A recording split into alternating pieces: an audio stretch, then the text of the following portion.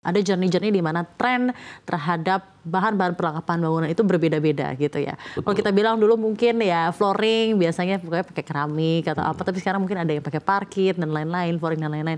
Apakah yang Anda lihat dari tren yang diinginkan oleh mereka yang sedang membangun rumah pertamanya atau housing pertamanya, dan ini juga tercermin ke demand Anda, demand produk-produk Anda, Mas Philip?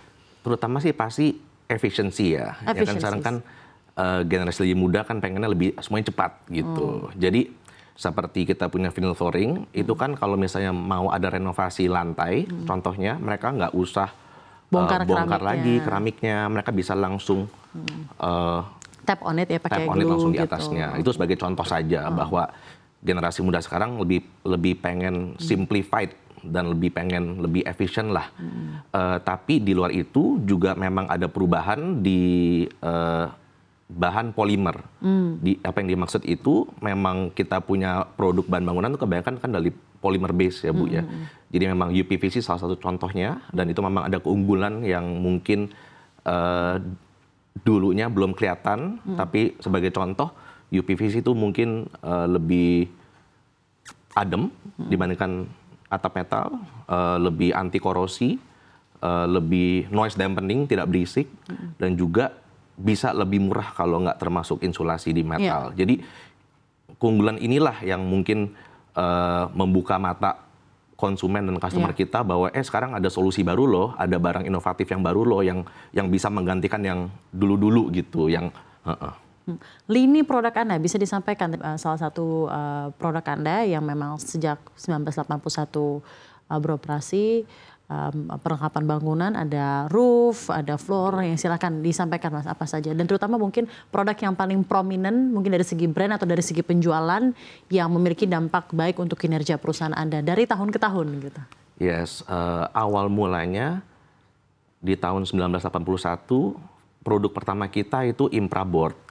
Itu namanya polypropylene twin wall. Itu mungkin bisa dijelasinnya sebagai kardus plastik lah. Jadi itu produk pertama kita. Tapi untuk keperluan bangunan itu ya Mas? Awalnya packaging. Soalnya impact pertama itu impactnya itu singkatan packaging. Indonesia Modern Packaging. Iya, tapi kan ya kita beradaptasi dan semakin tahun kita malah cenderung lebih ke bahan bangunan. Apalagi 10 tahun terakhir. Nah dari sana sudah mulai kelihatan produk-produk kami ini lebih ke construction materials gitu. Tapi awal mulainya packaging. Sekarang dengan akhirnya memiliki fokus tersendiri and one of the regional leader di manufacturing perlengkapan bangunan, produk Anda yang paling best selling atau paling memiliki impact positif untuk kinerja finansial apa saja dari segi sales, revenue, dan lain-lain, dan juga Anda melihat secara business development sangat promising untuk dikembangkan ke depannya? Yes, so based on growth itu dari Alderon, ini merek yang kita sempat brand Alderon ya. Brand Alderon yang kita sempat akuisisi di tahun 2015. Secara growth ini paling tinggi. Secara roof ya itu ya, roofing, atap UPVC. Secara kontribusi ke revenue itu sama di Alderon dan juga di kita punya polikarbonat, mereknya Solartaf, Twin Light, itu dari tahun 92. Sedikit evaluasi sebelum kita nanti lanjut mungkin di segmen lainnya, dan tentunya masih banyak yang kita tanyakan. Sedikit evaluasi dari Anda Pak Philip mengenai kinerja finansial di semester 1 2025 ini, silahkan. Yes, tahun ini kuartal 1 2025 revenue kita capai 937 miliar. Dibandingkan kuartal sama tahun lalu itu 911 miliar. Kita punya bottom line. Justru ada peningkatan ya berarti ada peningkatan dikit, 2%, sekitar 2%. Nanti saya bisa jelaskan kenapa. Tapi laba bersih kita untuk kuartal 1 tahun ini itu di 153 dibandingkan tahun lalu 151. Sekitar belum, tidak sampai 20% tapi ya. Yes, dikarenakan Lebaran itu bulan yang paling sepi kami. Karena kan hanya kerja 1 minggu. Dan Lebaran tahun lalu itu di kuartal 2. Lebaran tahun ini kan di Q1 ya, di kuartal 1. Jadi memang kita cukup confident bahwa lebih ada banyak pertumbuhan di semester 2 tahun ini. Tadi seperti Anda sampaikan, revenue di semester 1 2025 ini ada di 930-an miliar rupiah dengan profit itu di kisaran 2%-an gitu ya. Tadi Anda bilang ada sedikit kenaikan dari segi year on year tahun lalu semester 1 dari segi revenue dan sales. Betul. Bisa dijelaskan itu ya apa saja faktor-faktor yang menyebabkan kenaikan sales tersebut? Ya, salah satunya yang saya jelaskan Lebaran kemarin, ya kan itu kan jatuh di kuartal 1 tahun lalu. Dan kita hanya ada 1 minggu di waktu kerja di bulan Lebaran. Dan juga memang produk kami itu memang ada faktor seasonalnya, karena kita memang lebih strong di semester kedua dikarenakan ada musim hujan, Bu. Memang kan orang kalau musim hujan suka bocor gitu ya? Betul, betul. Benar ya, betul. benar, Soalnya berarti kalau ada misalnya berpengaruhnya. nggak hujan kan nggak tahu bocor apa nggak ya kan, harus hujan dulu baru mereka merasakan Jadi ini harus dibetulin. benar ada pengaruhnya dari segi seasonality pengaruh gitu banget. ya. Memang porsi revenue kita semester 1 itu 40%, semester 2 itu 60%.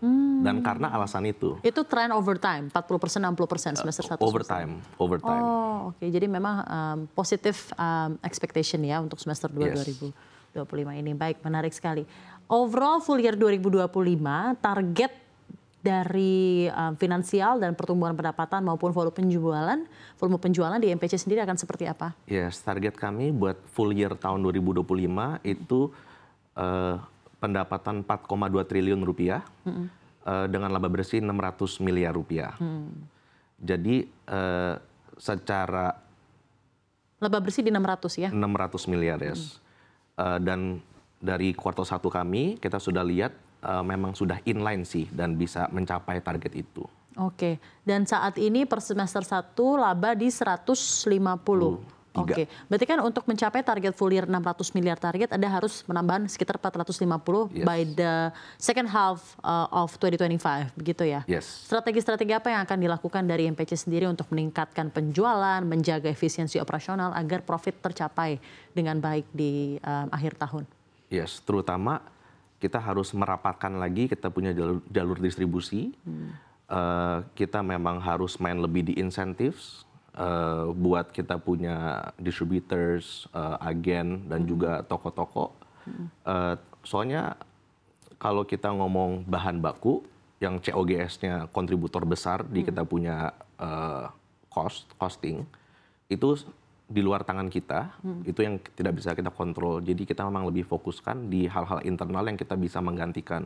Seperti di pabrik ya kita harus fokus di costing.